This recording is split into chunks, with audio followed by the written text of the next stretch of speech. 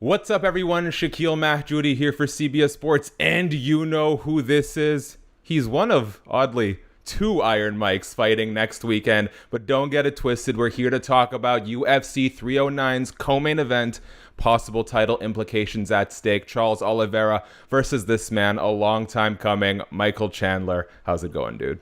I'm great, man. Thanks for having me. Yeah, I actually didn't really realize that. I forgot Iron Mike and Iron Michael fighting on the same weekend, man. Crazy. Listen, I my brain is like 90% stupid word association and then like 10% valuable contributions to society. So let's hope I was able to rein that in a little bit. Before we get to the Charles fight, the last time you and I spoke, I had you react to Justin Gaethje claiming that your fight with him was boring, which I think we can all agree is an insane claim. Justin has since reneged. Is this one of the greatest moments of self-reflection in human history? I think Justin is now on the same page as everyone else. Yeah, I think so. What's really funny is I do believe that was a pretty quick right after the fight, man. I mean, Yeah. I've had so many fights where, I mean, I've gotten on the microphone and apologized for a bad performance. And my coaches are like, yo, dude, what are you saying? Number one, never sell yourself short in public. And number two, that was a great fight. It was a great performance. So us and our expectations and our visions and what we think a fight looked like and felt like is sometimes different than what the fans see or what the person sees sitting on their couch, right? So, yeah, great moment of self-reflection because that will go down. I mean, Justin Gaethje and I will step onto a stage at some point and go into the UFC Hall of Fame in the Fight of the Year wing. So I'm excited for that day. Good, good. I think CBS Sports Fight of the Year as well, if I'm not mistaken. This isn't the first time you and Charles have met. Just very quickly, how would you say you and Charles have each changed the most since your UFC lightweight title fight? I was extremely green, extremely early. I mean, at that point in time, whenever I fought Charles, and yes, I'd been fighting for years. I was 34 years old, had 20-something fights. But at that point in time, I had only competed in the octagon for a little over 2 minutes. I had just beaten Dan Hooker, knocked him out in 2.5 minutes. A week after that fight, I get a phone call from Hunter Campbell telling me that Khabib is retiring, Poirier and Conor are doing their trilogy. You and Charles are next in line for the title. So I had 2.5 minutes of UFC fight time under my belt. So I was green, I was inexperienced. Charles, I think a star was born that night. That was really the night whenever Charles became champion, and then he went on the run and he beat Gaethje, he beat Poirier. He really became the champion and really solidified himself. Since then, I believe, Charles is now very hungry now that he lost the title.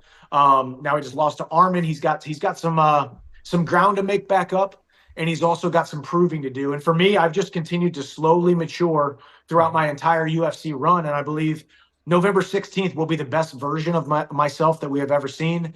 I like to say Chandler 1.0 was out for blood. Chandler 2.0 is out for the title. I've made a lot of changes, and I believe I'm champion in 2025. This will be a number one contender fight. I will be the highest ranked guy not named Arman Tsarukyan or Islam Makhachev, who are fighting at some point in 2025, probably January.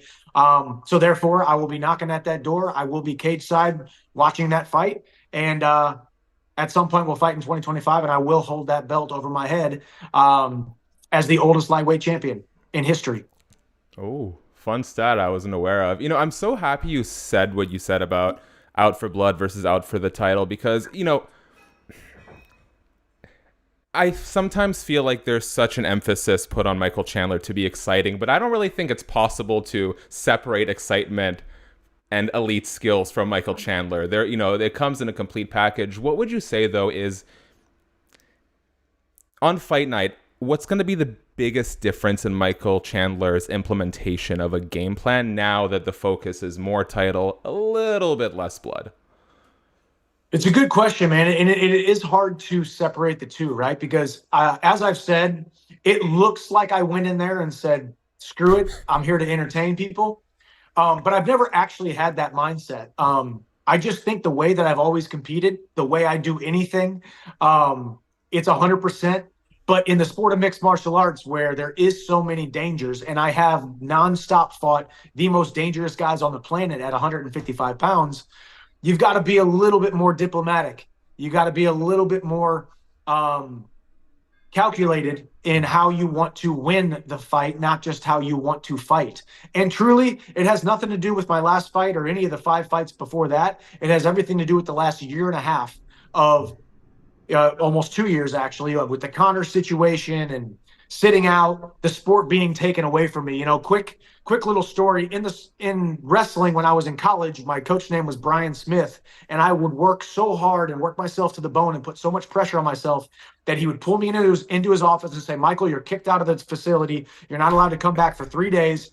On Thursday, it's Monday now. On Thursday, you're allowed to come back. You're taking 3 days off. And I'm like, well, wait, coach, can I go lift weights? Can I go run? He said, Michael, nothing. I want you to do nothing at all.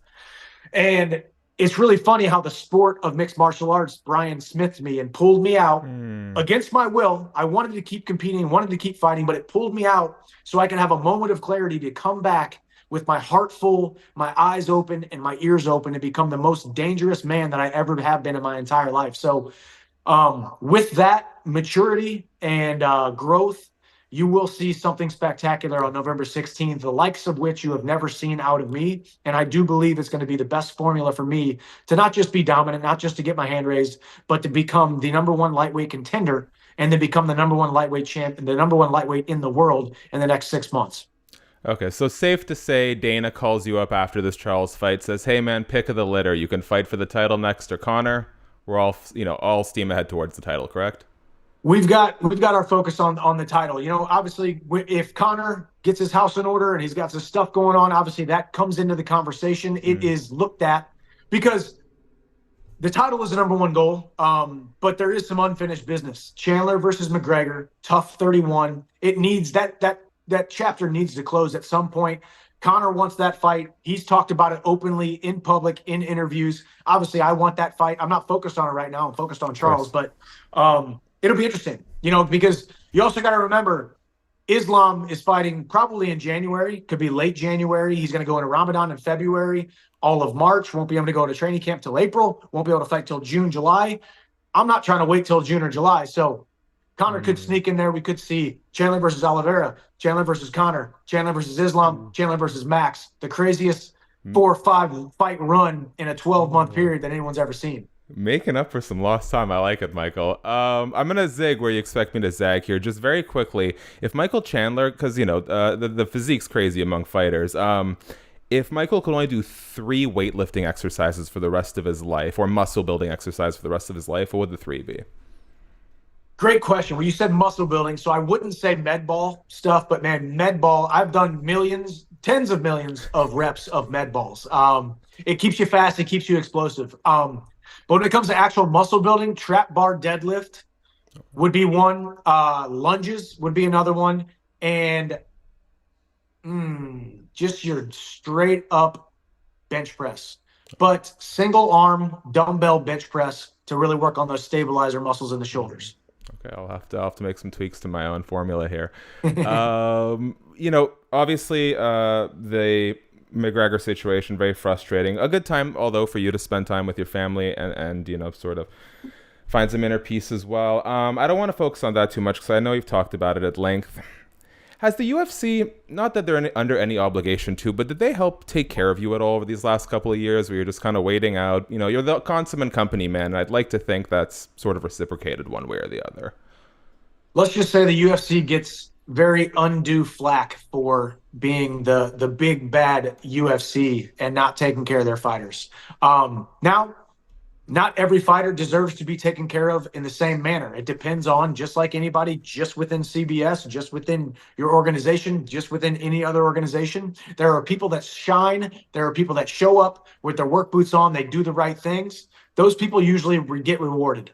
So let's just say over the last 2 years or so, I've been very happy with my working relationship, my mutually beneficial symbiotic relationship with the UFC. And Hunter Campbell, Dana White, I've spoken to them so many times over the last 2 years. And we got a great relationship, and the future is bright. Okay, last couple of things here and we'll wrap up. I already know that you have said that you expect Makhachev to beat Tsarukyan, but I'm curious, how do you expect Makhachev to perform against Tsarukyan relative to the champ's last fight against Dustin Poirier? Easier, harder, etc.? It's very interesting because the fight with Poirier was largely on the feet. I mean, it really showed. It really showed that Islam's got, I think, better hands than a lot of us give him credit for, because Poirier is an absolute sniper and a stud boxer. But Arman always has the threat of the takedown. If you watch him versus Charles Oliveira, the reason he was able to do what he did to Oliveira was because he mixed things up really well. So I think Islam has done nothing but gain steam. I have a ton of respect for him because, trust me, I was the biggest hater. I was one of the biggest Islam haters, and I took a lot of flack for it. But he just hadn't proved what he needed to prove to be the number one guy. I think, who did he beat? Like a number 12 guy to get and then fought the title shot, or he beat Bobby Green and then got a title shot. So it was a little interesting way to get to the title. But since then, he has done nothing but improve, done nothing but impress, and do nothing but gain steam. So I think he just needs to be active on the feet.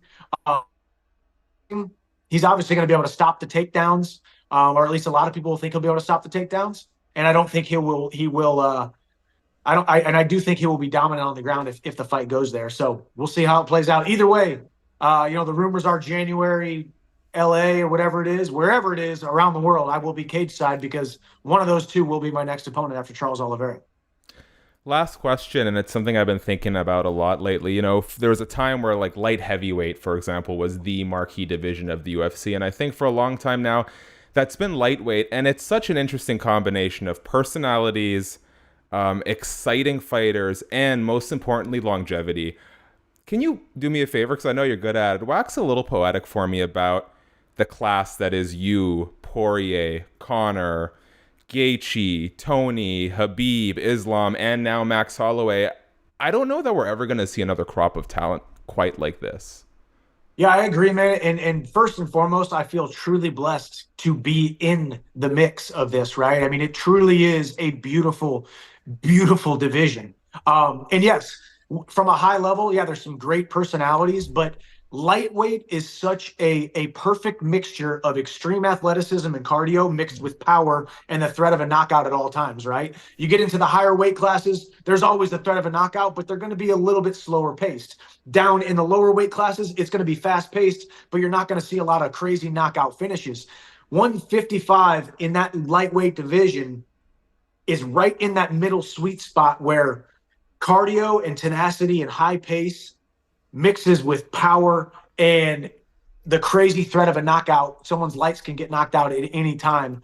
Plus, yeah, the longevity, man. I mean, it's one thing to be inching towards your 40s at heavyweight, but it's a whole other thing to be inching towards your 40s and fighting this. I mean, Charles Oliveira, Max Holloway, Poirier, these guys have had what, 20 something, 30 UFC fights? I mean, that's absolutely nuts.